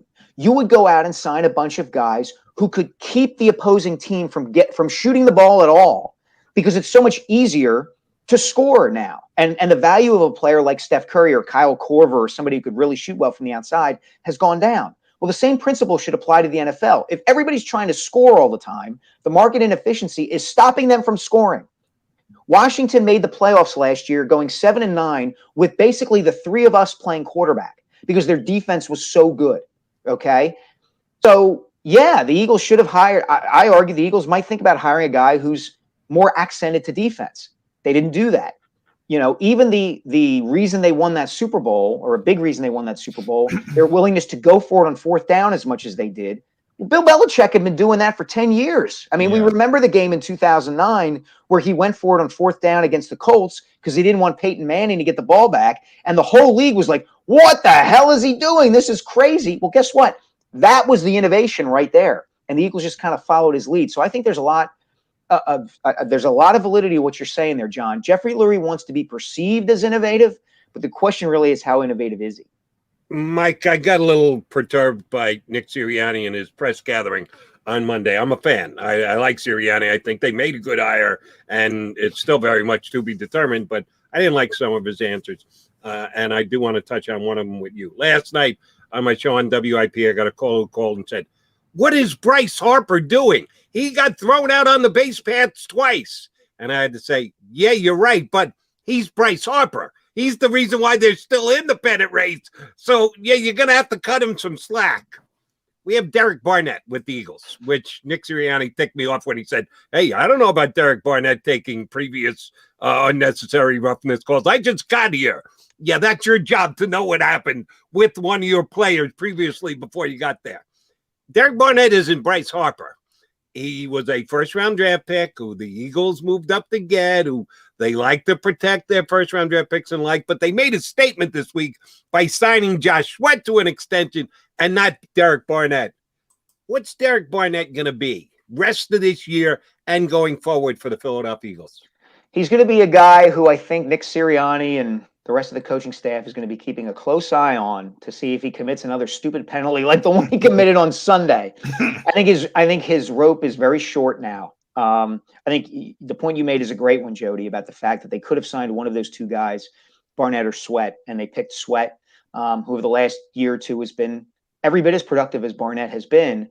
And if you factor in the really silly penalties, the undisciplined penalties that Barnett has taken, that Sweat's been the better player.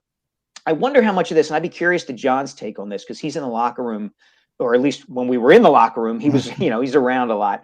Barnett was so young when he entered the NFL. He was only 20 years old. And I wonder about that with respect to the way he plays.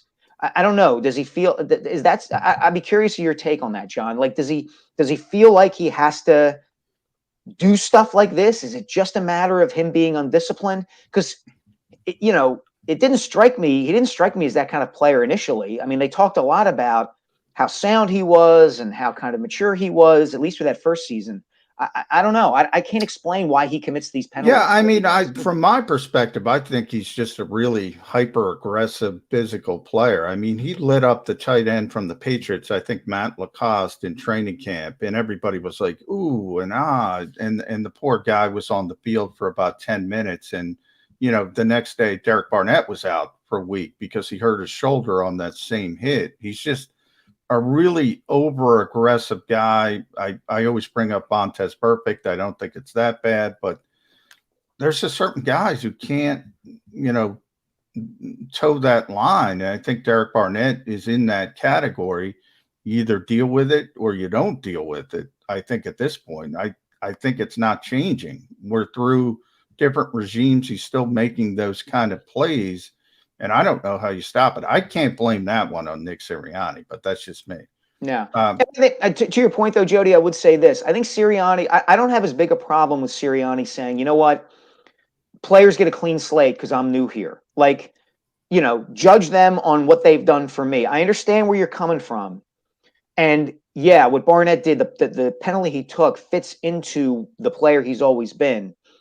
But I also think, you know, young head coach, he's going to give Barnett a second chance. It may only be 1 second chance, but I don't necessarily have a problem with that. It's like the whole idea of a clean slate with the new coach. Show me who you are.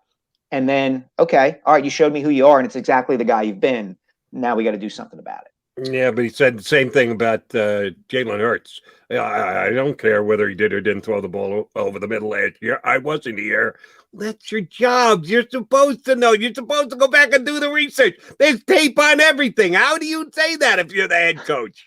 I'm not a clean slate kind of guy.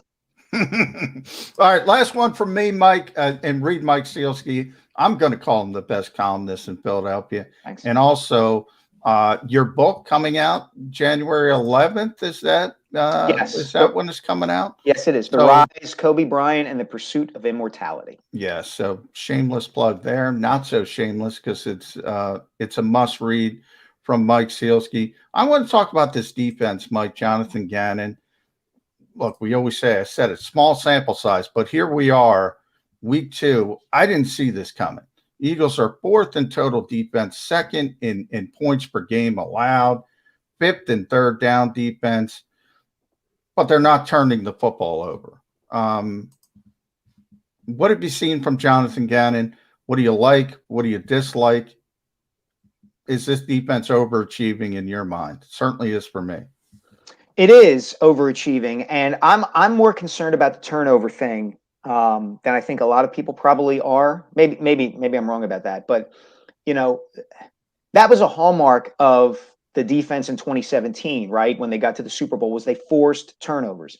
They did not force turnovers last season, and you know, they're not giving up these giant chunk plays through 2 games, but the flip side of that is, I would argue, as much as I like Matt Ryan and think he's kind of underrated over the course of his career, in Matt Ryan at age 36 and Jimmy Garoppolo, they have not faced 2 of the more explosive quarterbacks and offenses in this league, right?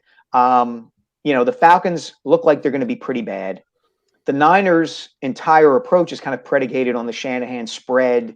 You know, Garoppolo does not challenge a defense, you know, in his mobility, in the strength of his throwing arm, in the way that quarterbacks they're going to face later in the season will. I mean, you get Dak Prescott, who's off to a terrific start coming up this week. You're going to have to face Tom Brady. You're going to have to face Justin Herbert. There's going to be guys coming up this season who are really going to test this defense. Patrick Mahomes. Oh my gosh, I completely forgot about him. So yeah, so let's see what happens as the season goes along. Have they been good so far? Yes.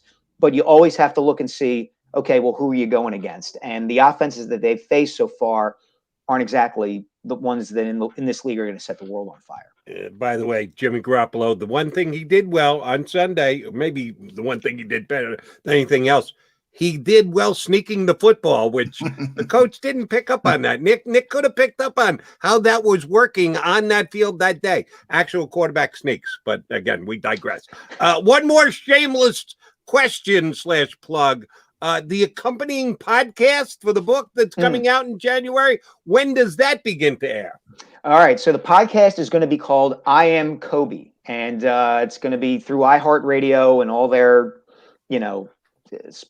connections and all of that, however you get your podcast. And it starts November 16th. It's a 10-part narrative podcast. I'm going to be narrating it. I went back and interviewed some of the people I talked to for the book. It's kind of a different glance on the story of Kobe's early life. It's not like an audio version of the book. It complements the book very well. The book goes deeper in some of the issues and events that we talk about in the podcast. But so really excited about that. November 16th, I Am Kobe.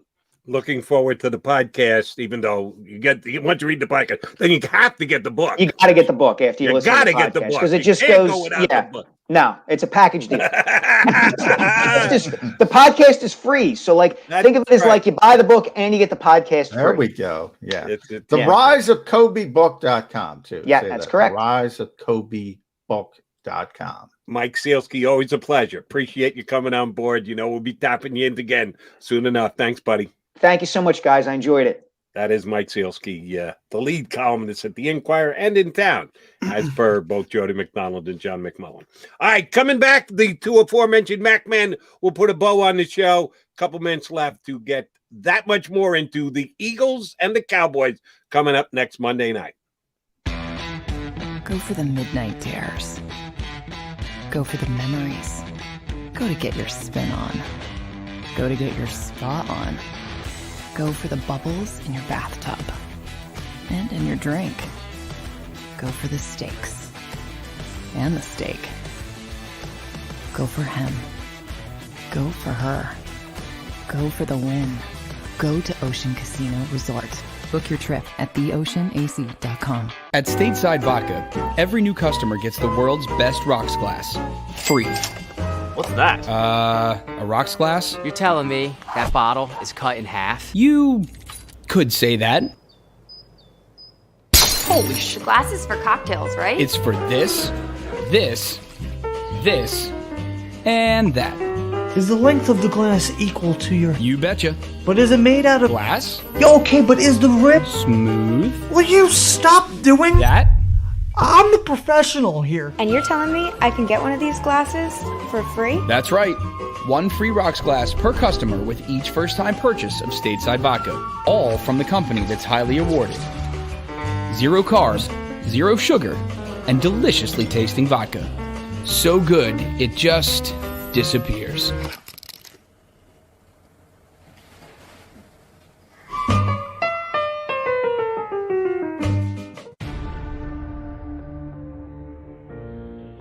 When it comes to the fight against insurance companies, large corporations, and the healthcare industry, injured victims are always the underdog. But that doesn't worry us. At Messon Associates, we're an injury law firm from Philadelphia, and we come to fight. Our clients know that they've got representation with a chip on its shoulder, and it's the same chip that makes Philly the toughest city in the country. Call 215-568-3500 or visit us online at messalaw.com. Messon Associates, the toughest injury firm in Philadelphia.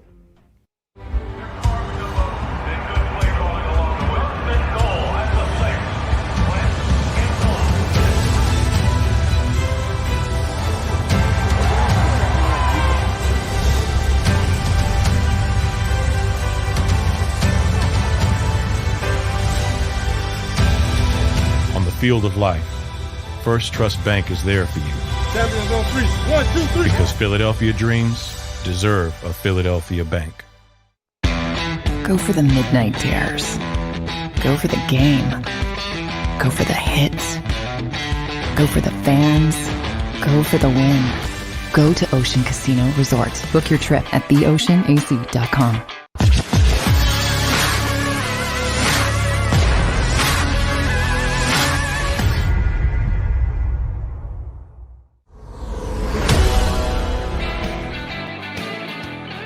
Mac guys coming back to give you a topper on your coffee of the Cowboys Eagles, which we've been discussing so far this week. Made it more about the Cowboys today. We'll make it more about the Cowboys that much more over the next couple of days because they don't play till Monday. So you're going to get Cowboys Eagles Monday here on Birds 365. Now, in advance, I don't know this. I should know this, McMullen. Are you Dallas bound for Monday night's game, or are you doing your work from home? No, I am Dallas bound. So leaving Sunday night, coming back Tuesday night. So we won't have you Monday or Tuesday next week. We'll have you at the top of the show as a guest on your own show again. Yeah, how about that? Well, travel is travel. It's difficult. Which you will do again tomorrow as well, because the other thing that takes you off the show is COVID testing, which you got to get done if you want to go down to Dallas. Maybe if I fail COVID testing, maybe I won't be there. So, who knows? Can I actually root for an outcome on a COVID test? Would that be a violation to root for? As long as I'm asymptomatic, it's difficult. It's difficult getting to Dallas at times. Well, maybe you can watch the game with Zach Ertz on Monday night if neither you or he go down because you're both positive on the COVID side. Now, we kid because we care. Here's one thing that I want to note for those, and I think I saw one guy on the stream say it today. I know I got it on my WIP show Monday night that Jalen Hurts is not the answer for the Philadelphia Eagles. Well, if not, then who is? The answer always returns to Deshaun Watson. How's that working out with Deshaun Watson?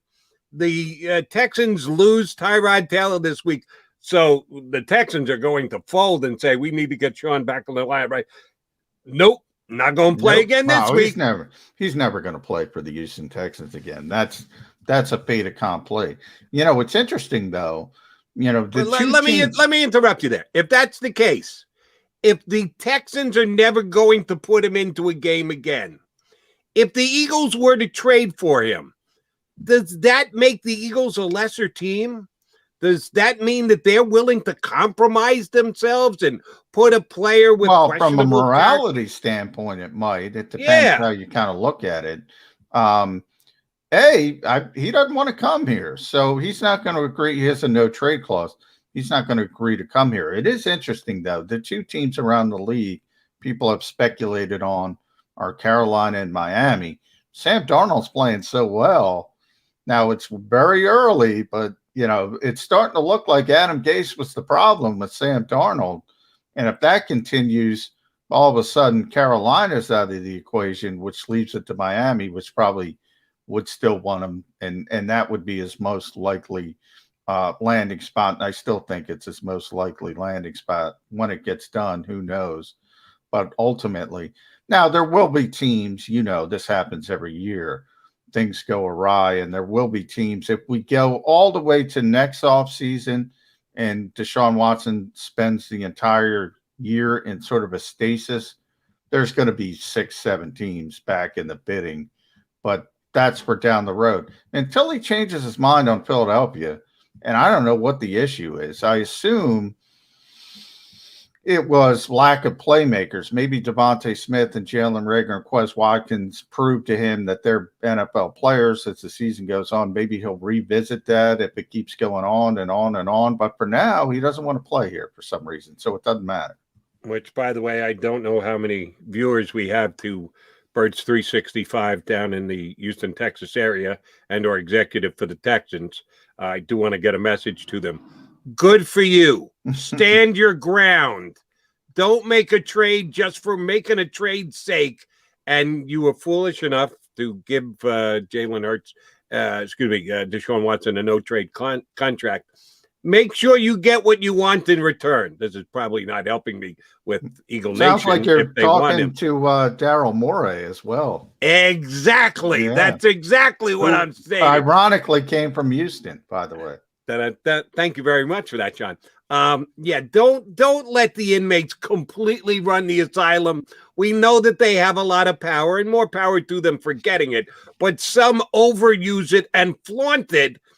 Deshaun Watson, when he's got his own issues to be dictating terms, is a little bit of a tough pill to swallow off the playoff run that Ben Simmons had. Him dictating all terms without a no trade clause in his contract is even a tougher pill to swallow. Now, I want to see organizations take the power chair back and go, no, we're not just going to give in and give the players everything they want. You want to try and trade them, you should trade them. If it's not helping your team, you should do something else. But you should be at least able to dictate terms.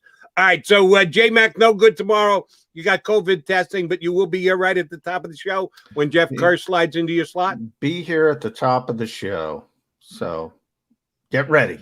Yeah, we will be ready. And yeah, it's only 22 hours from now when we're that much closer to the Eagles and the Cowboys. Jeff Kerr will be here. We thank Dave Zangaro for being here with us today from NBC Sports Philadelphia, and also Mike Sielski for the Inquirer for hopping on board. We'll be right back at you 22 hours from now on Birds 365. Have a great Wednesday, everybody.